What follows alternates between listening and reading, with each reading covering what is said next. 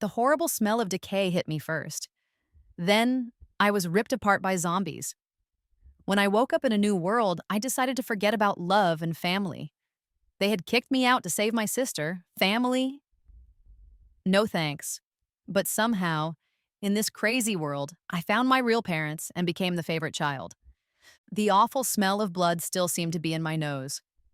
I moved my hands and feet, feeling much lighter. Was I dead? If so, good. At least I wouldn't have to face them again. But it was a shame I didn't die a prettier death. Sarah, you lazy girl, what are you doing? My mom's scream woke me up. Do you think you're a princess? Get up and wash your sister's clothes. I blinked, then gave a sad smile. Even in death, I still had to work? How bad was my life? Since I was already dead, I decided to do nothing and turned over, ignoring her.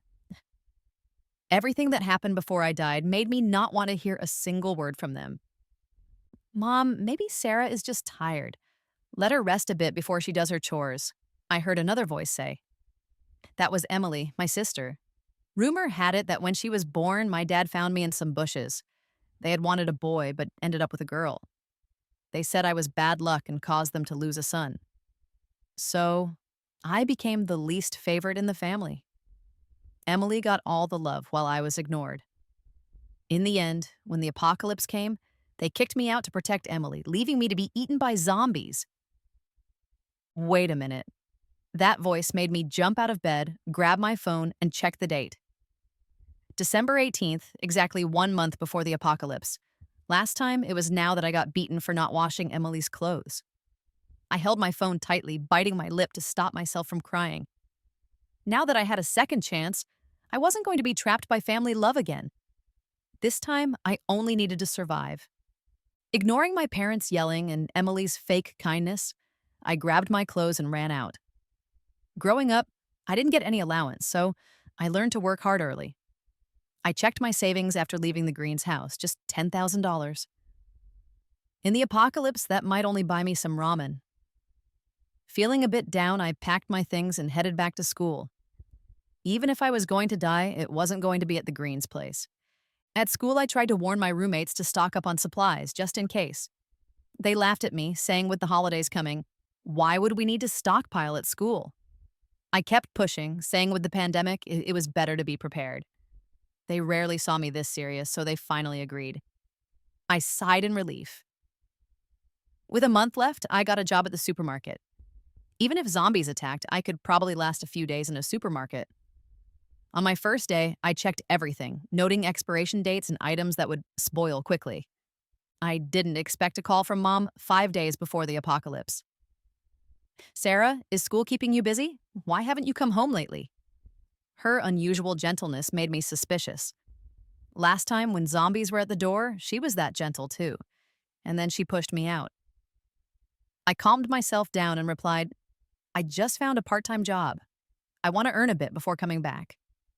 I knew she would be happy to hear this.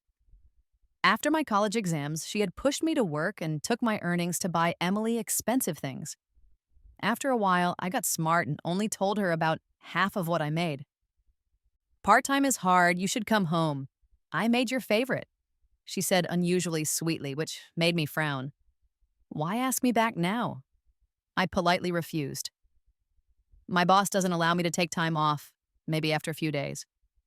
I thought she would start yelling, but instead her voice softened. Your sister misses you too, come home. Something wasn't right, but still I decided to go home. Not for them, but for something important I had left at the Greens. I had to get it back.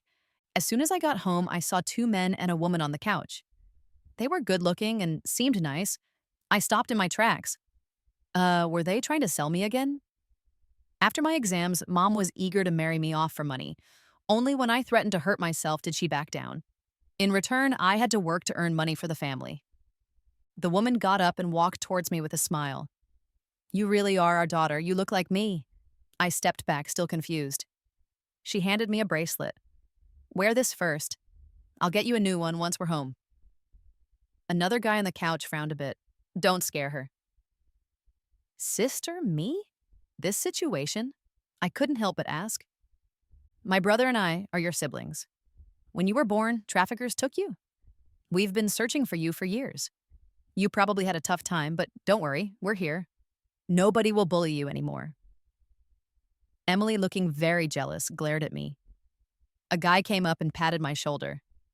Let's go home. Mom's waiting. I asked, how are you sure I'm your sister? Okay, I did get picked up, but I didn't think I'd be the long lost daughter of a rich family. The man on the sofa raised an eyebrow. Of course, it's because of your pendant. If I hadn't been filming at your school that day, I never would have found it. I looked in the direction of the voice and saw a familiar face. Lucas, the famous actor, was filming at our school a while back. I even signed up as an extra to make some cash. I glanced at the Green family standing nearby and asked, so when are we leaving? Whether or not they were my real family didn't matter now. What was important was that I needed to get out of the Green family house. My sister got excited and hugged me. You are my sister, that's for sure. I went back to my room to grab the pendant, not giving the Green family a second glance. As soon as I stepped outside, there was a long Rolls Royce parked at the door. Neighbors were all giving jealous looks. Looks like the Greens girl has hit the jackpot. I wonder if the Green couple is regretting their decision. Ha! My big brother personally opened the door for me, and after I got in, he and my second brother sat across from me. Ah, Sarah, this car is yours from now on. When we get home, tell us if there's anything you need. I'll send someone to get it for you. My sister chimed in. Yeah, I've prepared a huge closet for you. If you don't like it, I'll design another myself because our Sarah is just that beautiful. A real fashion icon. My second brother didn't want to be left out. Sarah, I've got an apartment for you downtown. I'll take you to see it when we have time. Hearing their kind words warmed my heart. I took a deep breath and said, Big bro, second bro, sis, I need to tell you something. Please trust me. Seeing my second brother's face, it all came back to me.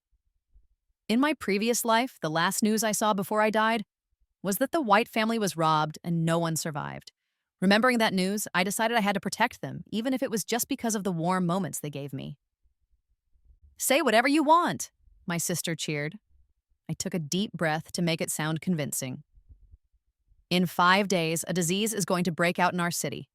The infected will lose their minds and start attacking people. My second brother burst out laughing. Sis, watching too many zombie movies, huh? He had won his first Best Actor award starring in a post-apocalyptic zombie film. Hearing me say this probably seemed funny to him. My big brother gave me a worried look. Sarah, that's only in movies. These. Don't worry, we'll look after you. Seeing they didn't believe me, I dropped it and said, then please promise me one thing, big bro. Help me buy a house nearby. It doesn't need to be big, just well-built, and do it quickly. Also, stock up on food and daily essentials. I finished speaking, noticing Big Bro still seemed a bit skeptical, so I turned to my sister for help. She took my hand and smiled gently. I believe you. With her support, my second brother followed suit. Big Bro, just get it for her. Consider it playing house. It's not like we can't afford it anyway. Big Bro was silent for a moment, then nodded. Okay. I breathed a sigh of relief. When we got back to the White House, a woman dressed like a well-off lady rushed towards me, her tears falling like a broken string of pearls. Alice, Alice! That's the name I was supposed to have. My sister held Mom gently and reassured her. Mom, she's just come home. Don't scare her off. I looked at the woman in front of me. Her makeup couldn't hide the tiredness on her face. I softened my voice and said, Mom. Mom could barely stand from crying, repeatedly saying it was her fault for letting someone else take me away. I checked the time and bit my lip.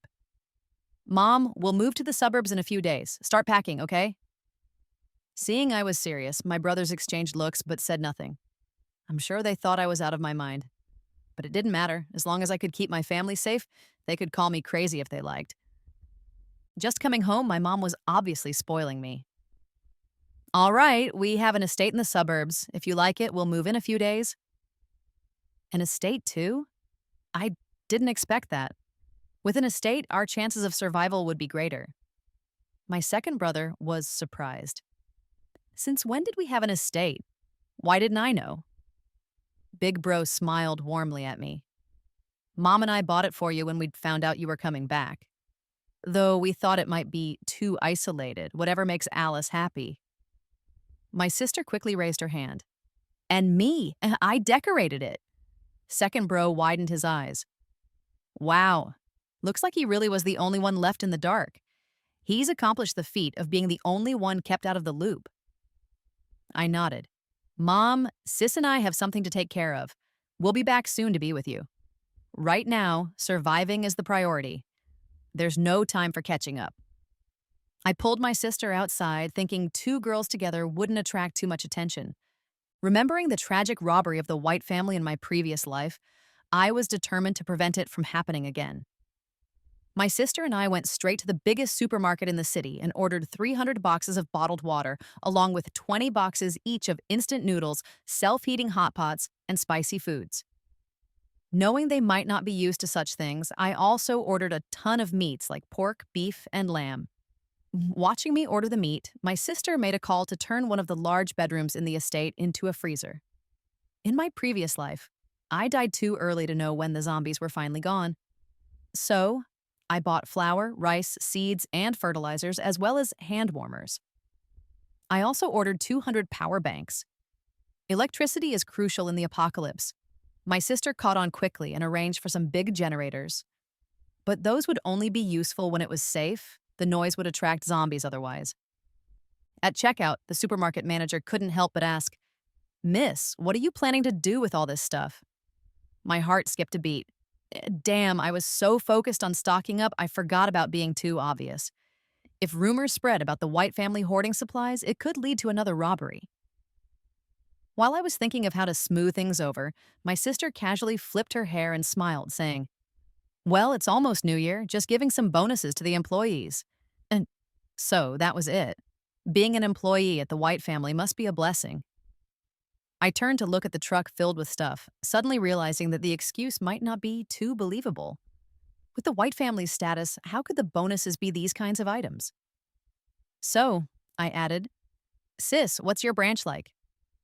She gave me a puzzled look, then quickly caught on and replied, It's a new branch, not much of a scale yet, and I don't want to rely on the family, so the bonuses are just these, haha. She was saying this for the supermarket manager.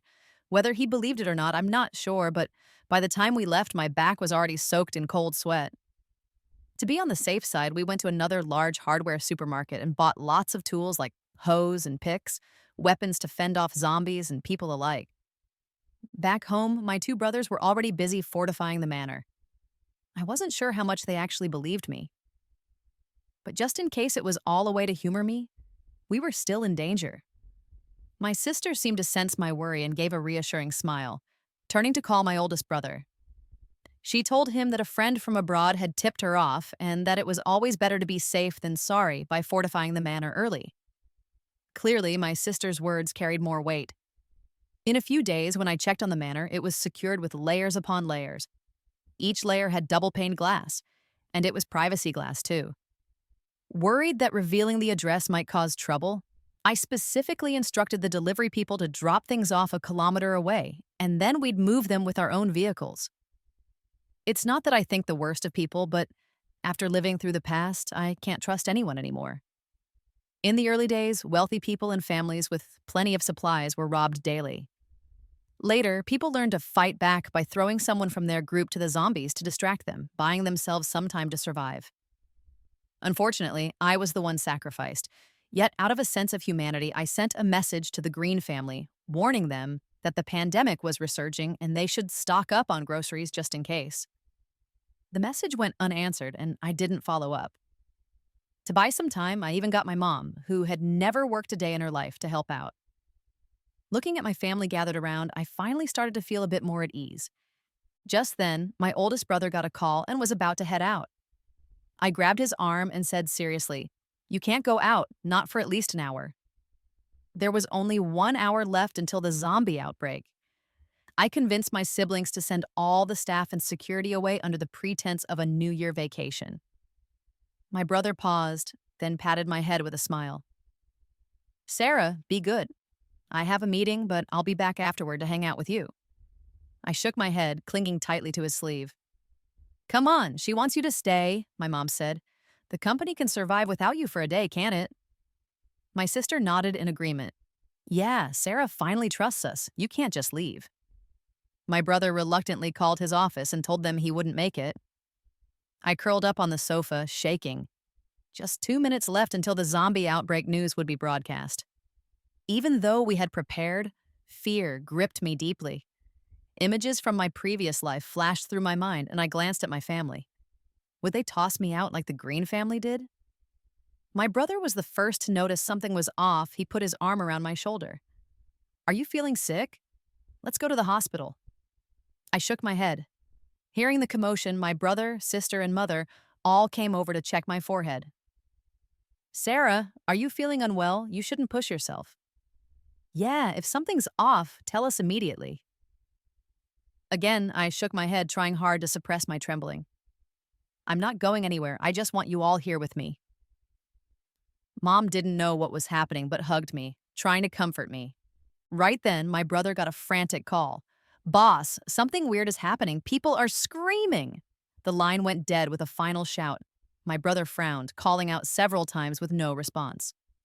He stood, ready to go check things out. I leapt off the couch to stop him, nearly falling because of my quick movement.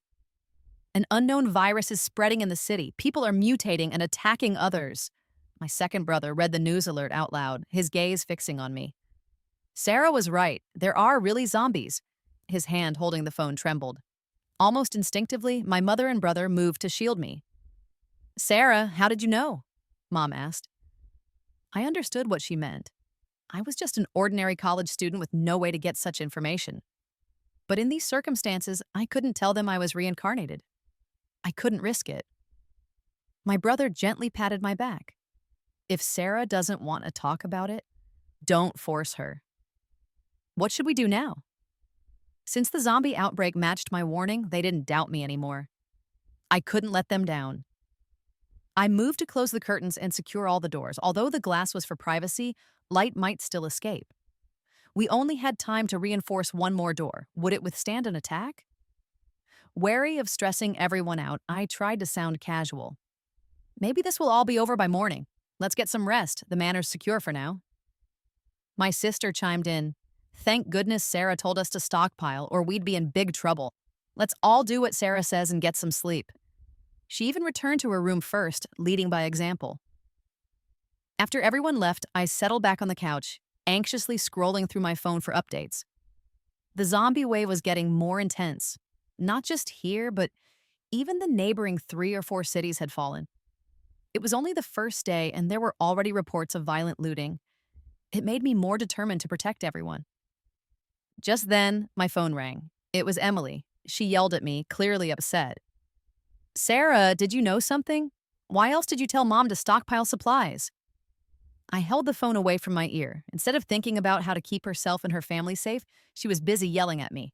I didn't get it. I denied it, saying, I didn't know. I just thought to warn you guys.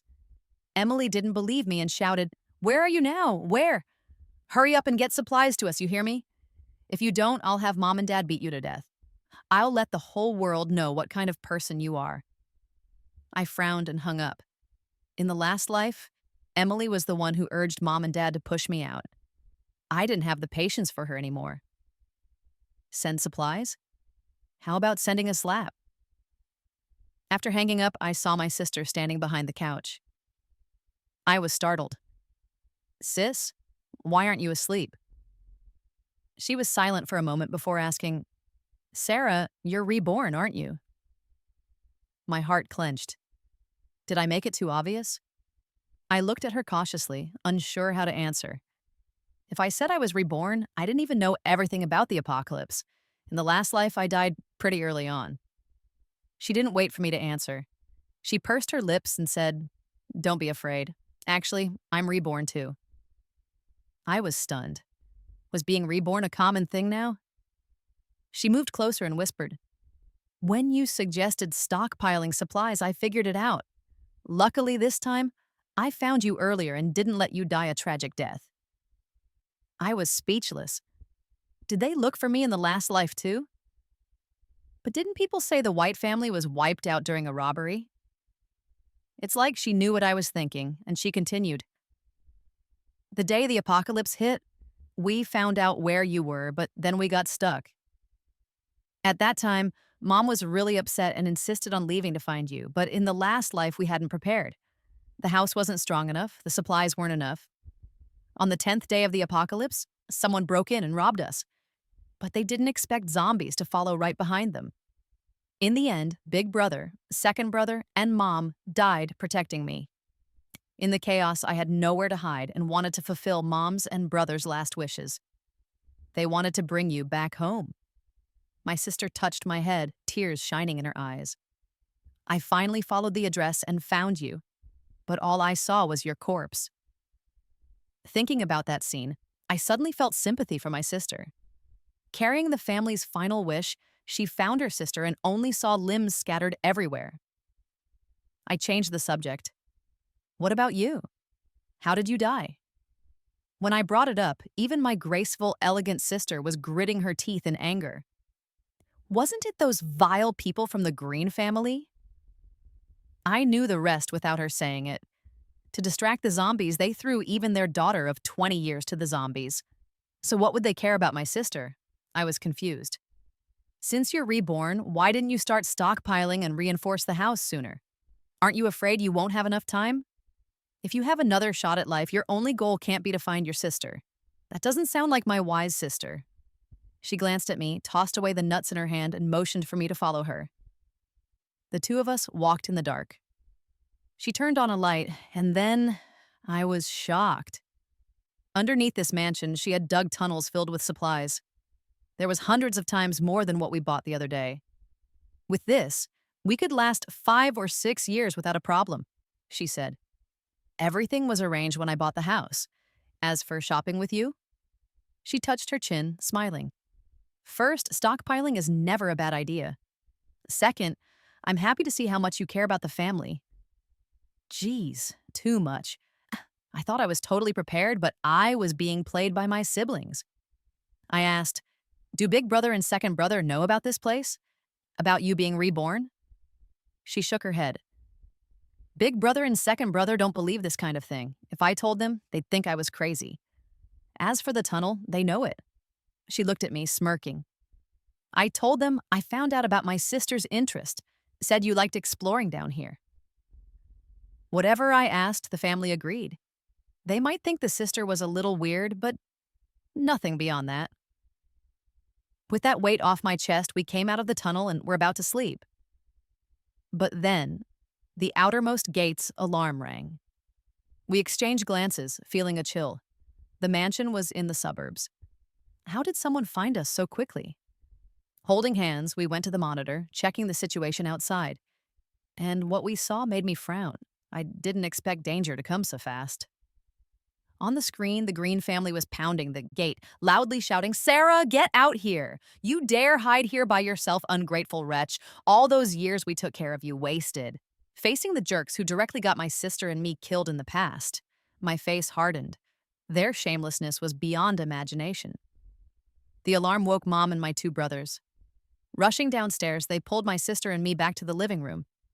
Second Brother looked anxious. "Are the zombies coming?"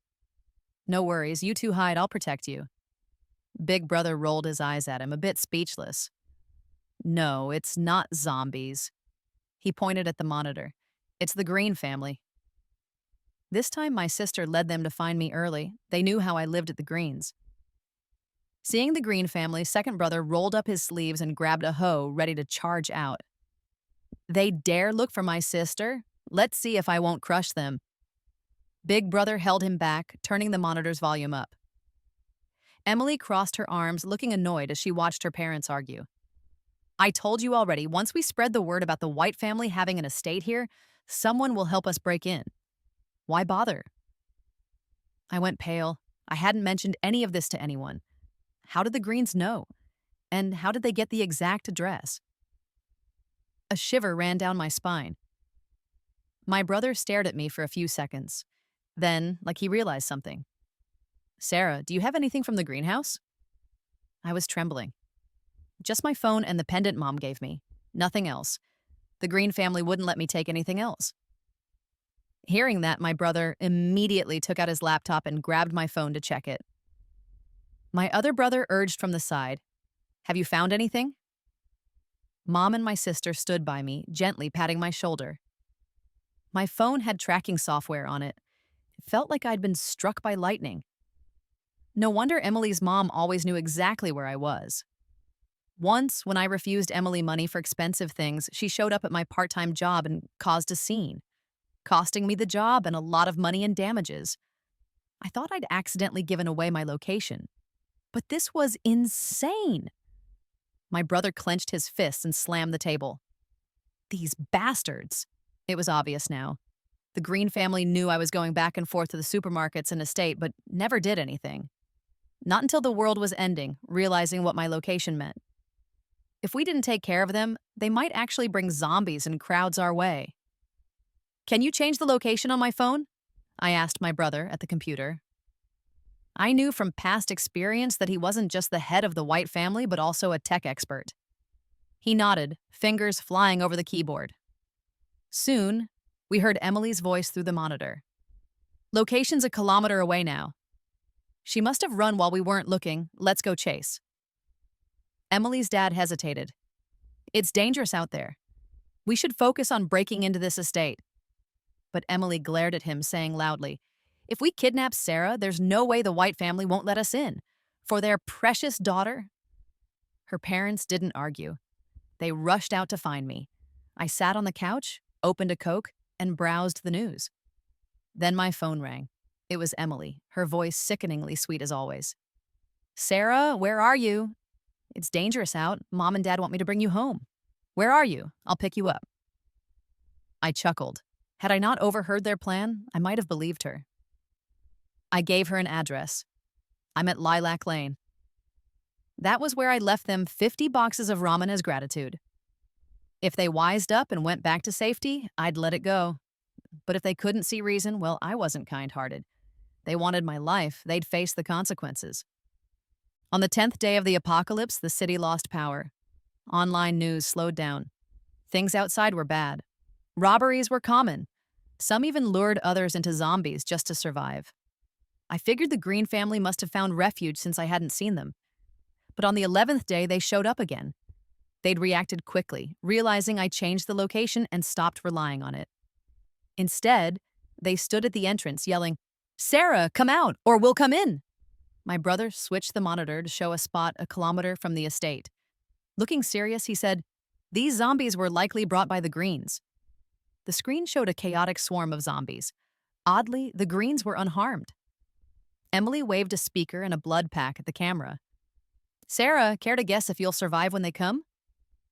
Crazy. Emily's mom stood, pale but still supporting her daughter. "Sarah, let us in. Without us, you wouldn't have survived." I chuckled. The nerve. If they hadn't kept me hidden, I wouldn't have suffered for 20 years outside. Emily, hearing nothing from inside, activated a siren and opened the blood pack. I took a deep breath, looked at my family. "Ready to gamble?" They nodded. With zombies approaching, I opened the first gate. They rushed in, trying to force the second one. Using the intercom, I said, "One of you can come in. You choose." In the past, they threw me out without hesitation. This time, I wanted to see who'd be sacrificed. Emily shouted, "Of course it's me! Open the door!" After days of running, she was far from her spoiled princess self. Knowing the inside had food and power, she was desperate to get in. Through the monitor, I saw the disappointment on Green parents' faces. As the zombies got closer, I spoke again. "I changed my mind. If one of you draws the zombies away, the other two can come in." They brought the zombies. Now it was their problem to solve. "Perfect." Emily looked at her parents, then suddenly said, "Dad, Mom, I have another blood pack. If you pretend to be zombies, it'll be fine." She glanced at the monitor and whispered, "Once I take care of Sarah, you guys can go in." My siblings and I almost burst out laughing. They probably didn't know the monitor could pick up sound so well, even if you're whispering right next to it. Quite the plan, really. My mom shook her head. That girl, she's both cruel and selfish. Truth is, even when parents know exactly what their kid is like, they'll still make sacrifices for them. The two of them made a quick decision to go outside together, but just as they were stepping out, Emily suddenly slammed the door shut. She had the nerve to act all innocent. Sorry, Mom and Dad, Sarah made me do it. She made me do it. Blame her, not me, please. Like I believed her nonsense. Did she seriously think she was some tragic heroine being wronged by a villain? As they stood there at the door and searched their bags, they realized they didn't have any blood packs. Zombies were closing in, and they were shaking with fear. I wonder if at that moment they regretted sacrificing two innocent lives for Emily in a past life.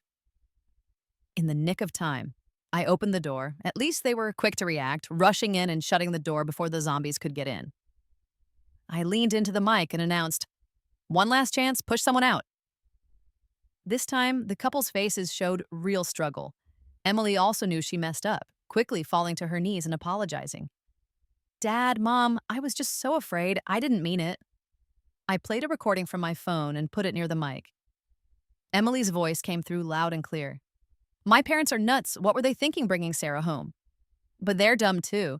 All I have to do is act hurt and they beat up Sarah.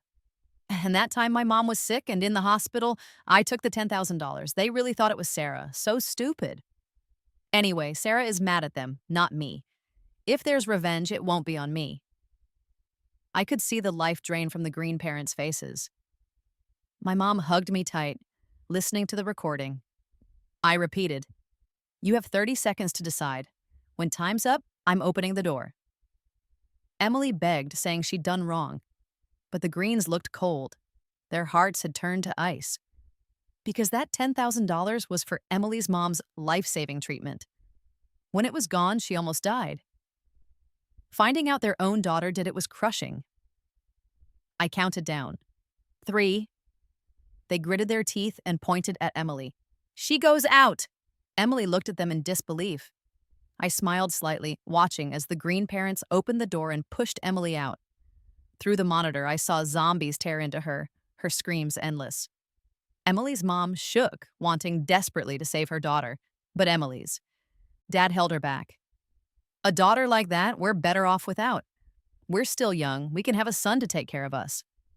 I couldn't help myself and chuckled.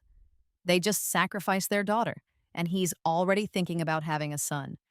Calling him scum is too nice. The revenge on Emily was done, and I used a drone to lure the zombies away, then opened the first door. The zombies are gone. You can leave now. There are supplies in the alley. Take them and go home. This is my last bit of mercy for them. They looked longingly at the second door, but left anyway. They couldn't get inside anyway. I let out a sigh. I wanted revenge on Emily because all my misfortunes came from her scheming. As for the Green parents, it's not that I don't hate them. I just don't want to carry that baggage my whole life. So I let them go.